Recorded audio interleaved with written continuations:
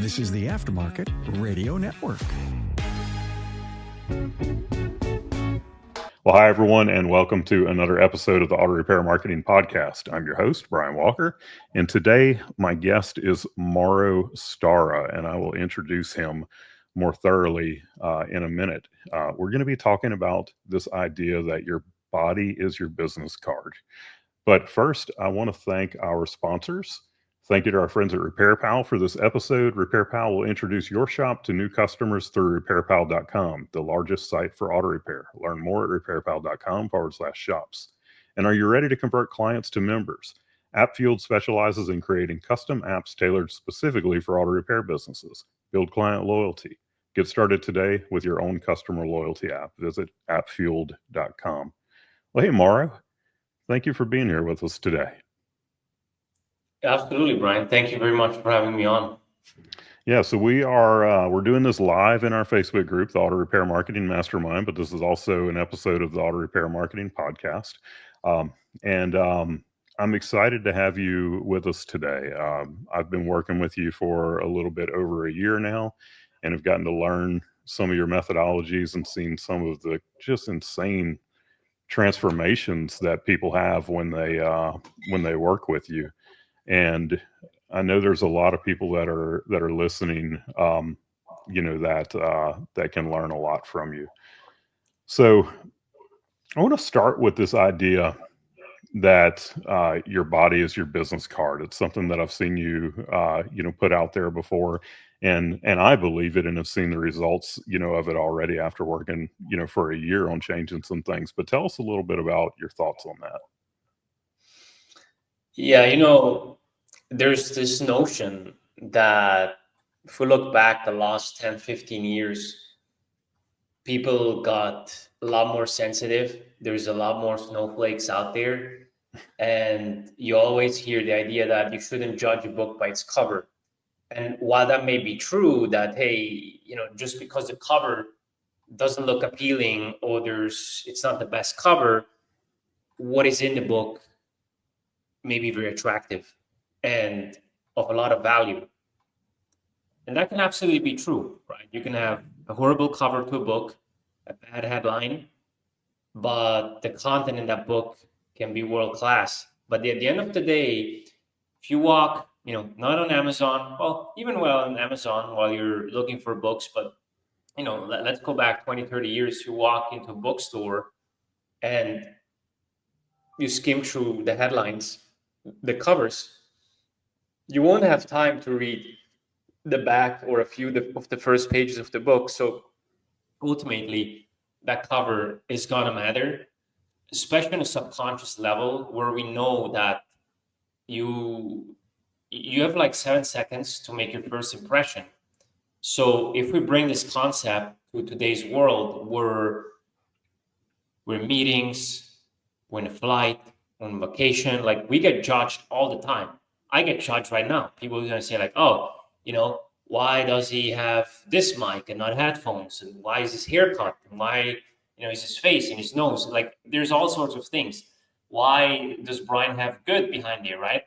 And so on. Like there's like all these micro judgments, micro decisions that we make, and how you look is one of them. And so when it comes to business, a lot of times we see men, and I've used to be one of them. So, I've walked in those shoes, but we see a lot of, especially men, but also women, that they chase wealth at the sacrifice of their health, or at the expense of their health. And they think, hey, once I made it, once I got to a certain point, to a certain milestone, which, let's be honest, never arrives, right? Like, what does made it mean? You make this amount of money. Oh, now I've hit that 7-figure mark, that 500 grand mark, whatever mark you want to hit. And then I got to buy a new business. I got to start a new business. I got to hire someone. So like the goalpost gets always moved, that unless we make it a priority consistently, it's not going to change, right?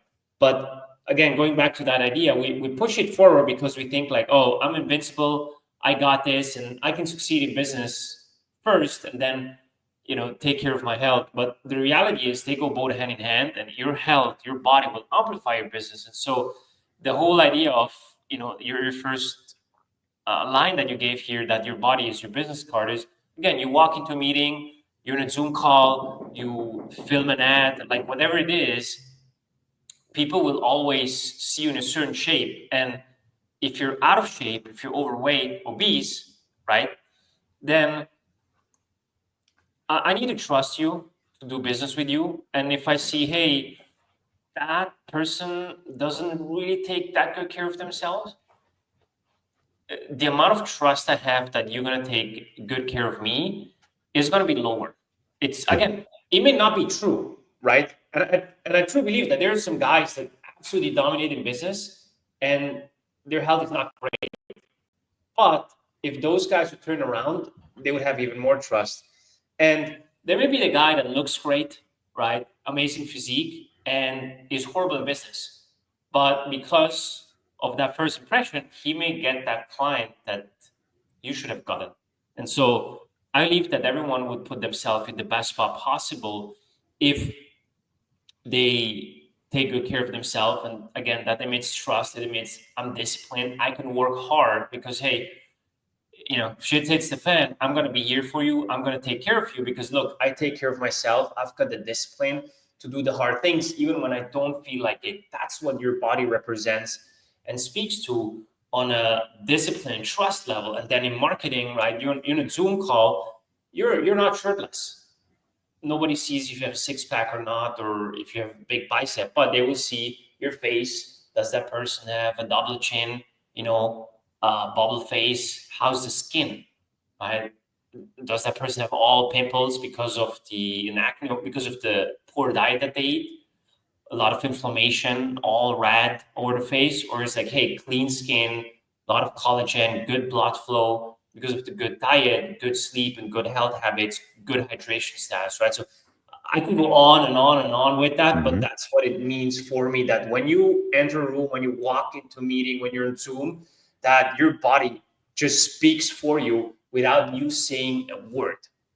Yeah, and it's you can look around and tell that you don't have to be in incredibly good shape to have success. I mean, you look at you look at people like Donald Trump, Mark Cuban, Bill Gates. I mean, they're not in the best shape, but it has been very interesting to me to watch, how some of these successful people are becoming. You take your people like Jeff Bezos, for example. I mean, he is absolutely ripped.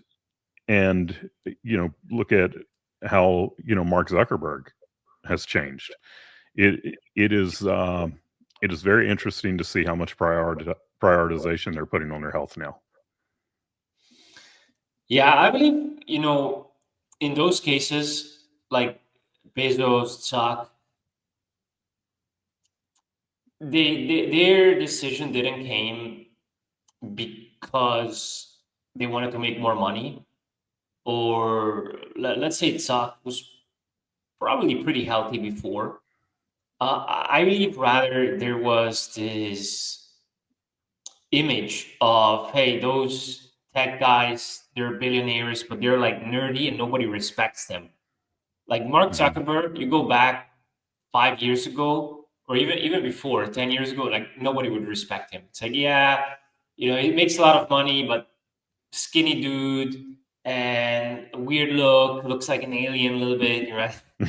And then nobody would really respect him. And now, like, the respect he has, like from UFC fighters, MMA, those are like the hardest hitters. Like, those are the most badass guys on the planet right now, from the toughest sport, you could argue. And these guys call him in, hug him, take selfies, and respect him. And it's not because he's like super jacked. It's like, hey, he's put in the work. He's wrestling, he's kickboxing, grappling, jiu-jitsu. Like, he's doing all of that, and he's showing, hey, I'm taking good care of myself. And that respect came. I believe it was the same for Bezos, where it's like, yeah, again, another skinny guy from Silicon Valley, or I don't know if he's from there, but another skinny guy, build a massive empire, but nobody really respects him for the man he is. And now all of a sudden, super jacked, looks great, shirtless all the time, or at least in a way you can see his physical shape. And it was this respect there. And the same can be true again in business. I've never said you cannot be successful without your health. Like, look at Warren Buffett, like ultra successful, eats McDonald's and everything, or as you said, Trump. But I believe everyone knows that if they take better care of themselves and don't fuel their brain with fried foods and have inflammation in their brain and nutrient deficiencies, poor gut health, poor sleep, they would do way, way better, and they will be more respected as a man and as a leader. Yeah. So, speaking of those things, when somebody works with you, and speaking from experience with this, everything starts with this complete metabolic panel, and I've done a couple of these now, and the difference over a year is pretty crazy. So why is it that you start off with a metabolic panel, and then what are some of the common things that you see in these panels, and what are the symptoms that people might see? So when I first started out, we didn't have blood work. It was just, hey, here's your intake form. Tell me a little bit more about you. All right, give me a few days. I'll put together a plan and come back. And that would have gotten me, or that got me pretty good results with the clients, that I work with or worked with. And some of them are still here today. And eventually I run into issues where someone would track their calories, they would walk, they would work out, like they put in the work. They're not someone that cheats or says, oh, I ate this and then go out and drink. Also, like they would take picture of their food, send it to me, like, hey, I just ate that. And they would like barely drop any weight. And so what we naturally do is, okay, let's increase the activity, right? Let's walk a little bit more. Let's cut calories a little bit more. 9 out of 10 times it does the job. You create a bigger deficit. They were like these two guys, barely movement happening, and you start doubting yourself as a coach. Like, man, like you can have 100 clients winning. If one guy's not winning, like you go to bed, it's like, why is that guy not dropping? Like he's putting in the work. Like maybe I'm not made for this, and so there's like the natural self doubt that kicks in, and of course that was with me as well. And I got really frustrated because I'm very competitive. I always want to win. I hate losing. And I felt I was losing, right? Like those two guys, they're not dropping and they pay me money. Like I got to find a way, right?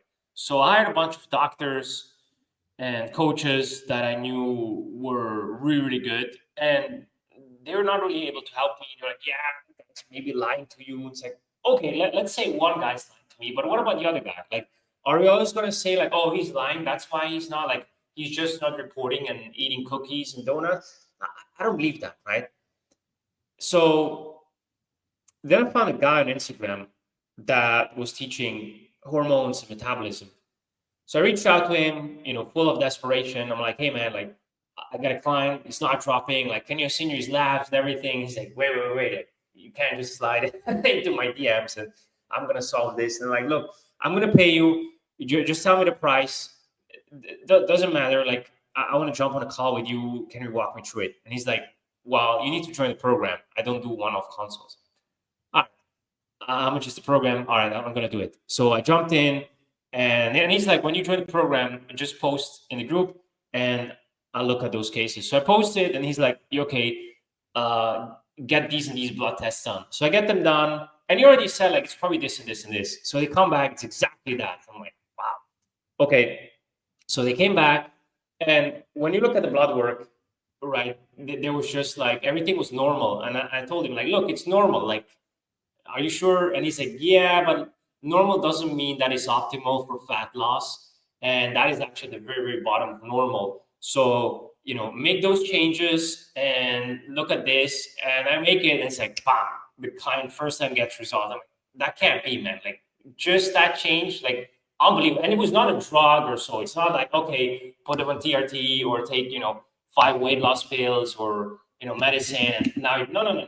Like, there are macro changes, some foods that were eliminated, and I think it was 1, 2 more things. I have to go back.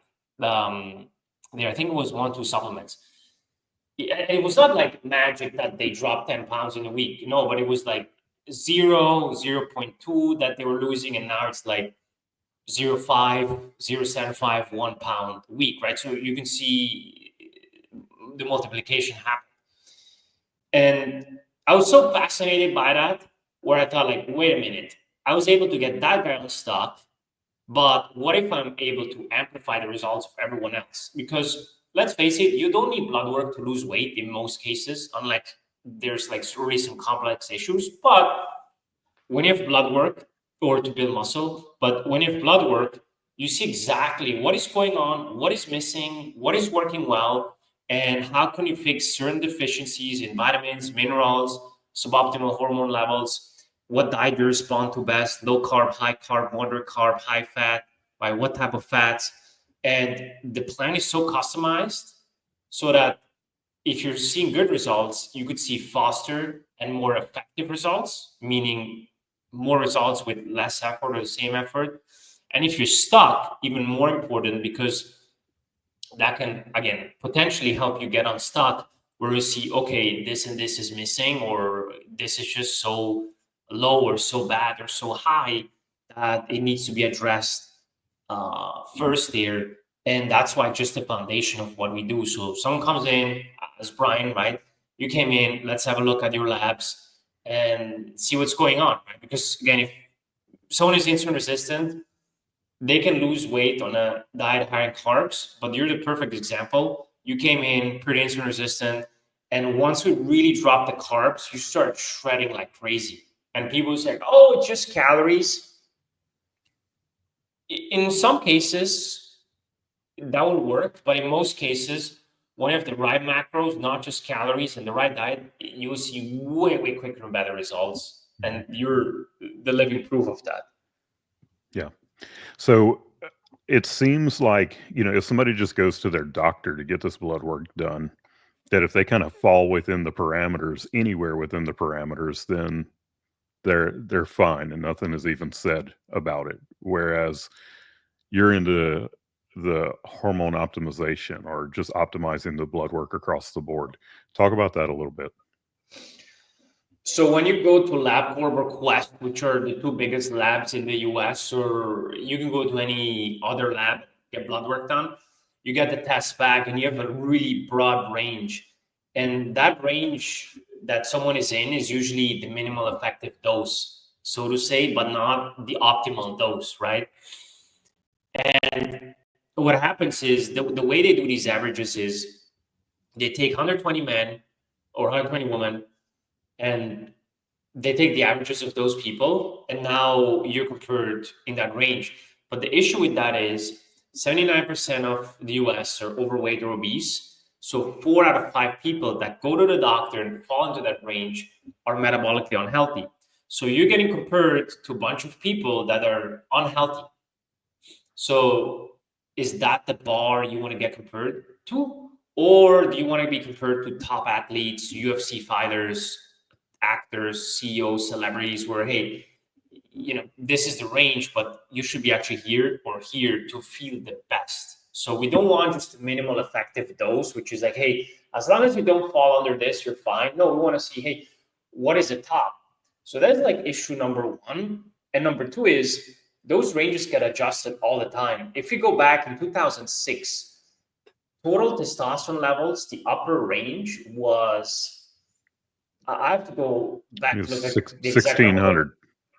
It was 1580 or 16, so. yeah. Yeah. And I know it because you barely see that on Google, but I have like a very old lab test from a client.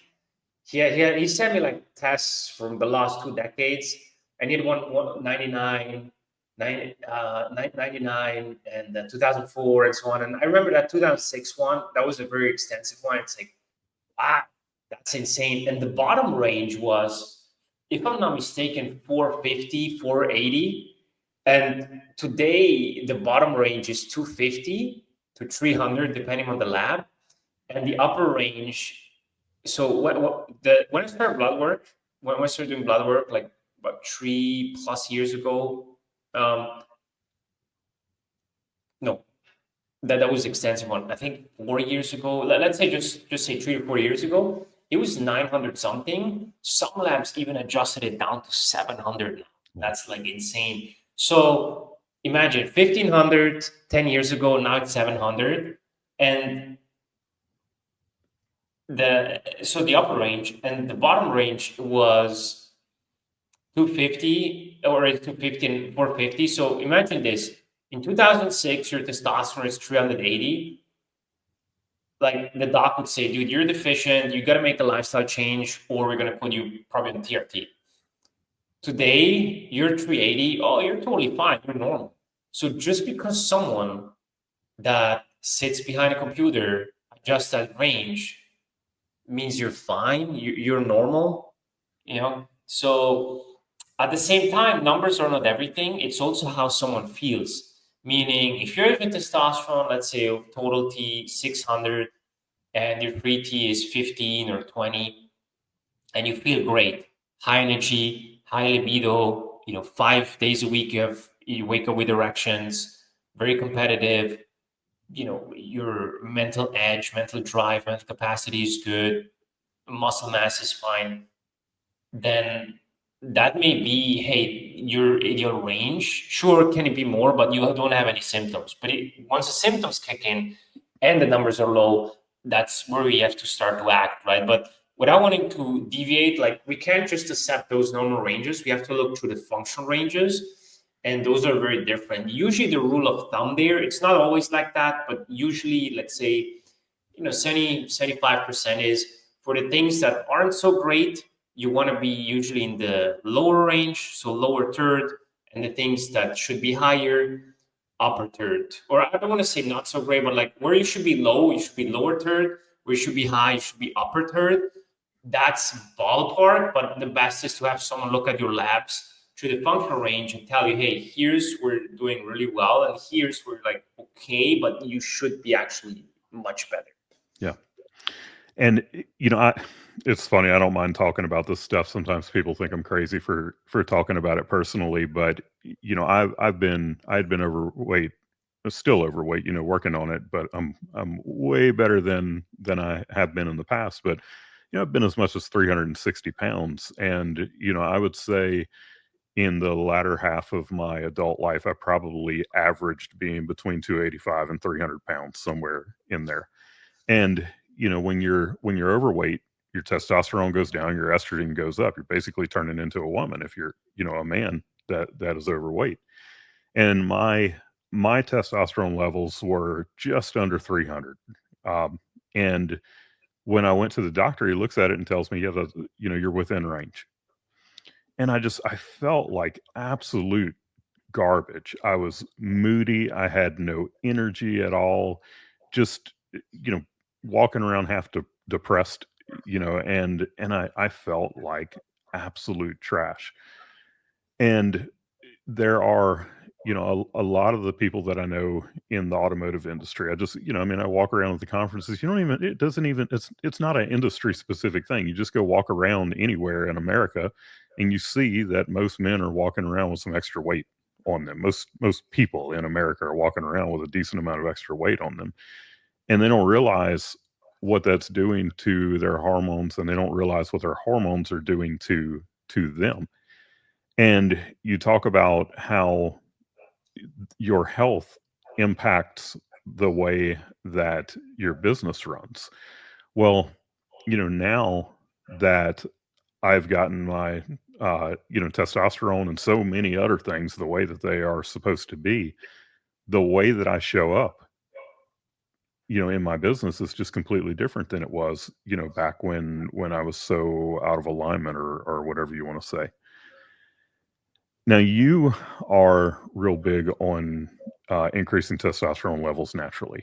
You're not a let's just go straight to TRT. I was on TRT when I came to you, so we stayed with that. But for the people that you work with to do this naturally, what are the things, like what are some of the things that you do to help optimize those hormone levels, without just going to drugs? So there's like five plus minus 5 pillars that we look at when we do the blood work. And once you address those 5 pillars and the needle hasn't moved, then it will make sense to go down the TRT rabbit hole or potentially Clomid. Usually not, but TRT route there.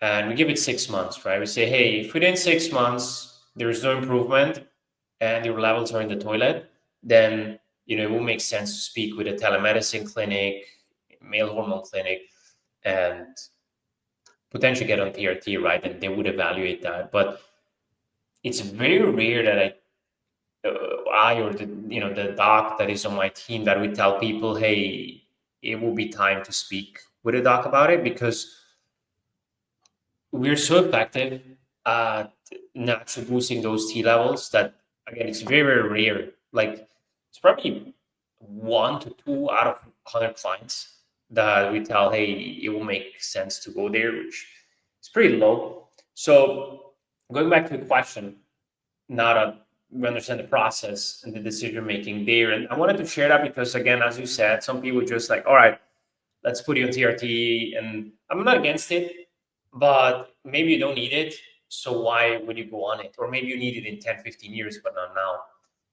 So going back to the pillars, sleep is the biggest one, like by far.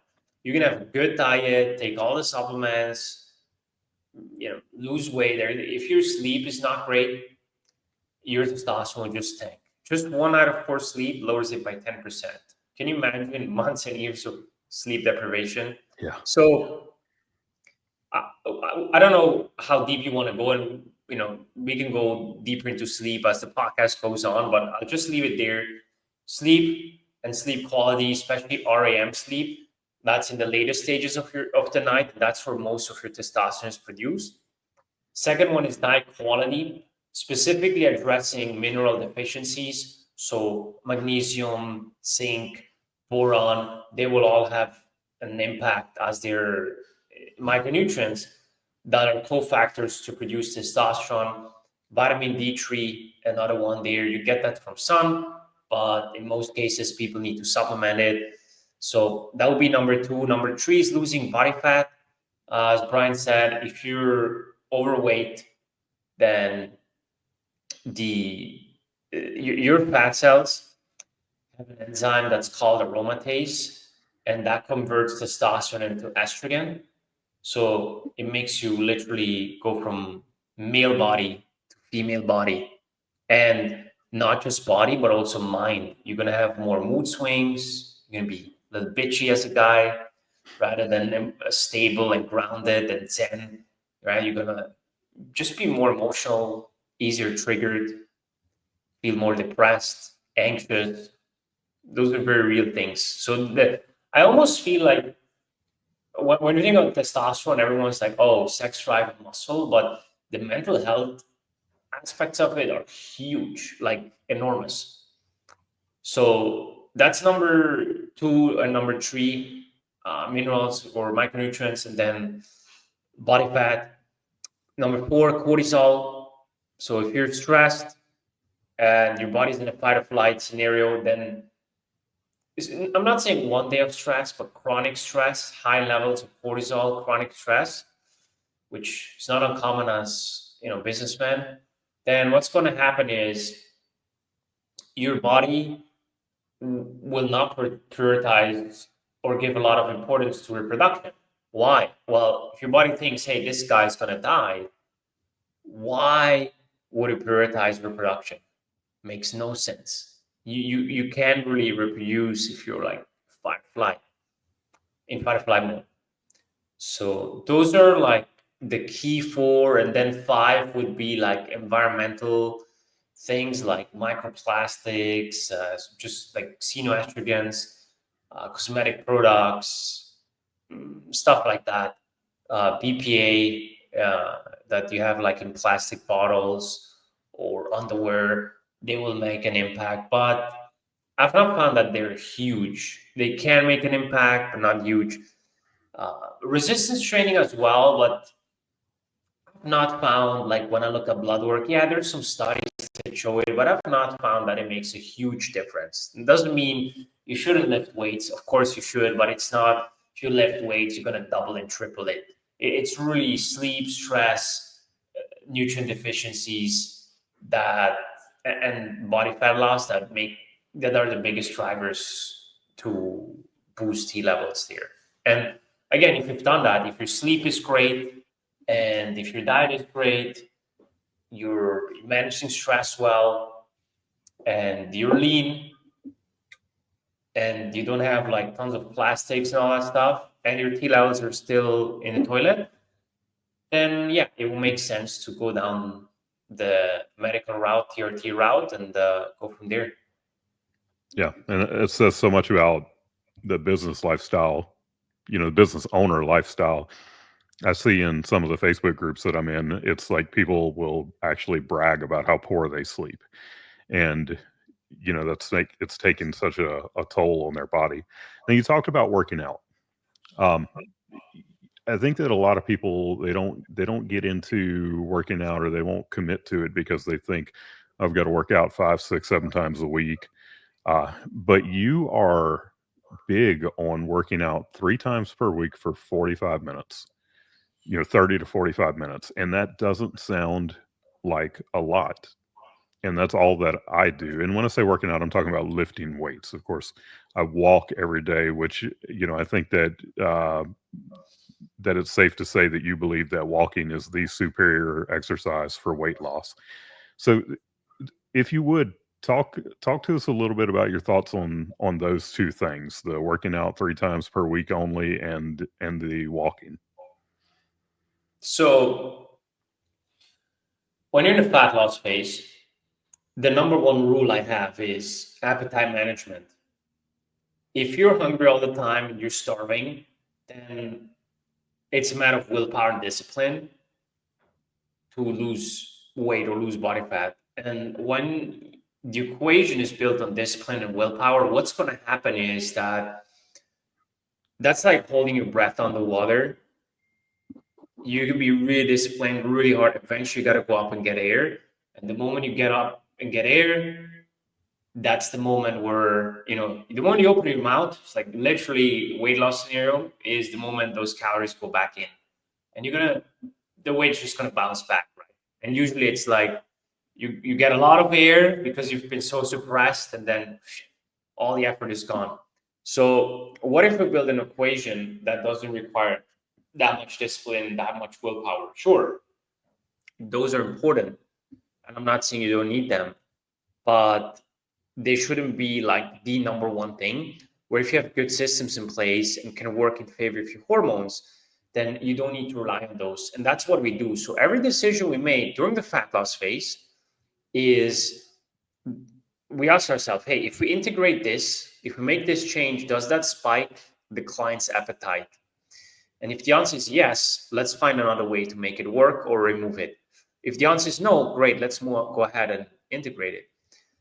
So working out 3 days a week is enough to stimulate muscle growth, but not too much that one will leave you hungry all the time. Because if you're training every day, you're going to be hungry, you're going to be tired. So you want more food, and now it's really hard to be in a deficit. That's like one of the biggest reasons. Number two is recovery. Most guys who are over 40, unless they're on gear, it's really hard for them to recover from more than 4 days. 4 is okay, but again, you would run potentially the appetite equation. But if not, 4 would be fine if you recover. But like 5, 6 days, like it's really hard. Cortisol will be up, gonna have sleep issues, testosterone down. It's really tough for most guys to recover from that. And number 3, most men that come to me, they don't want to be living at the gym or become a gym rat. Even if they have a home gym, they're like, dude, I want to be in and out fast, and I want to get quick results, good results. I've got other things to do: kids, wife, business, travel. If I have to work out every day, like I can do that a month too, but then I'm going to drop the ball, right? And those are like the three reasons why I created the system the way it is, with 3 to 4 workouts a week, short, low volume, high intensity, and it works. Number two, to your question for the walking, same thing. People will say, I've had a client, he was walking the treadmill at the gym, and then there was a guy that came to him and said, "Hey man, I see you walking all the time here, and it's not very effective. You should be running full speed as fast as you can. You're gonna burn way more calories." So it was like his first week in the program. And I think he was walking before as well because he read my post. So he came to me and he's like, "Hey man, like that guy said that. What do you think? Is he right? Should I be running more?" I'm like, "Look, that guy is technically right, but he has no idea what it means to getting people success and success at last. Because yeah, running, swimming, biking, those things burn all more calories than walking. Walking is boring, it's not as efficient as the other things, it's slow. But you know what? Walking doesn't make you hungry. The other day I went for a swim, 10, 15 minutes. I was starving. Like I was so hungry. You put yourself in a very vulnerable spot because now you want to overeat. On the other hand, with walking, you could do 15,000 steps and not be hungry. So yeah, it's slow, it's not as efficient as running and all the other stuff, but it doesn't leave you hungry. And because it doesn't leave you hungry, you can do it long term, and it's actually very easy to stick to, and now the fat melts off. Because what's the point of going hard 2, 3 months and then relapsing over and over and over again? Versus, okay, you may have not dropped as much weight as usual in 3 months, but the plan is so easy and sustainable that you can just put it on autopilot, run your business to whatever you want, and the weight would just melt off, right? So that's It, pretty much a philosophy behind it.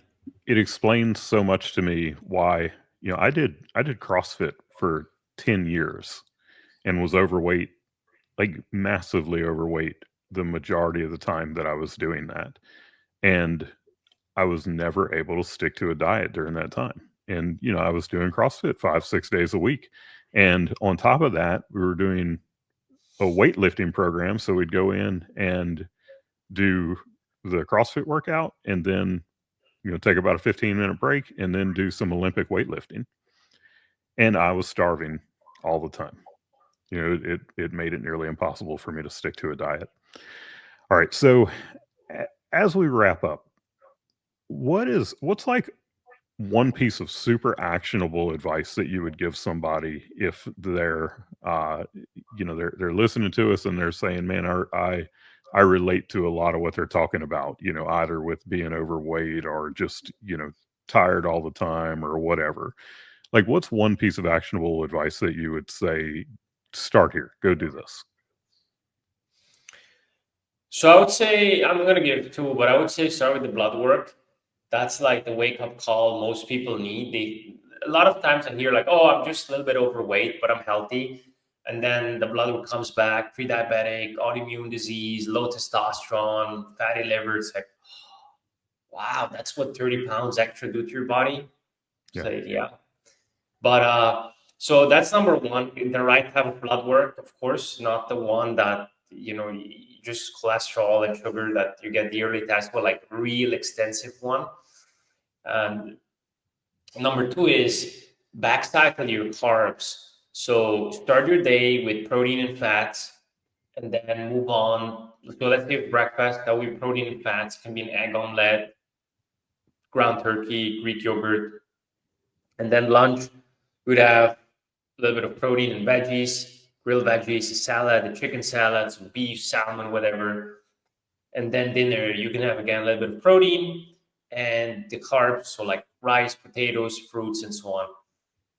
The reason that framework works so well is because you're going to keep your blood sugar level stable. So most programs advise you to start off your day with oatmeal and a glass of orange juice, or maybe drive to Starbucks and get a croissant. And all those things, what they do is, because of the carbs in the morning, they're going to spike your sugar. And now you're going to be on a blood sugar roller coaster the entire day, and you're in a spot where you're snacking and hungry all the time. On the other hand, if you save the carbs later in the day, you're going to have very stable levels of sugar, and therefore no hunger, no cravings, and very, very high levels of energy, which will spill over or impact the bottom line of your business. When you're focused, you have no energy dips, you don't have to nap after lunch. And because you're not hungry, no cravings, it's very easy to eat less naturally, have high energy, peak performance. So you get the good out of both worlds. Very high energy, mental performance. And number two, your waistline will start to shrink when you're not going to be hungry, and therefore eat less naturally and not, again, by force. Awesome.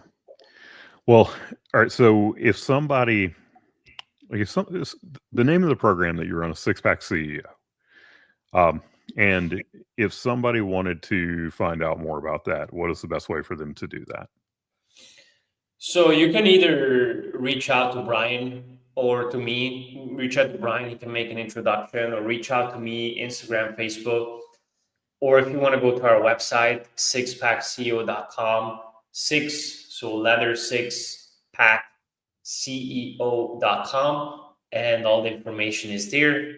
We also have a female program, the Sculpt the Queen. So if you want to have more info around that, again, reach out to Brian or me, and we can provide you with info there if you're a woman that wants to get back in shape. And I know that there's certain times of the year that you'll offer the blood work and the analysis of it. Is that something that you're doing right now if people wanted to do that? So it was our Black Friday offer last year, and it went really, really well. Usually we have it like for referrals only. But so in your case, because you're doing the podcast and you're sharing this to your group, it will be via you. So absolutely, that's Okay. like a good way to test drive the system, get blood work done. We do the consult, put together a plan for you, and then you can decide if you want to implement the plan on your own, or if you want us to help you with the implementation of the plan, the coaching, the accountability, and many more things there. But yeah, absolutely, that would be a very good way to start and see what's going on, right? Yeah. And to our listeners, both in the Facebook group that are listening live and to the ones who are going to be listening to the podcast, that we don't really get promotional about things, but this is one of those things that I have had such great results from working with Mauro and his team throughout 2024 that, like, I mean, I'm just going to put it out there. If you're looking to get your health, where it needs to be, I highly recommend, these people. And like you said, the blood work is a good place to just start, because whether you decide to work with him in a coaching capacity or not, that will give you some really valuable information to be able to get started, without beating your head against the wall because you're trying to lose weight and you don't understand why, and there is a hormonal issue there, that's keeping you from being able to do it. So look, thank y'all for listening in this week. If you throw any questions that you might have into the comments of the video, I put Mauro in the Facebook group for a period of time. So if you've got any questions, feel free to ask those there, and we'll get you some answers.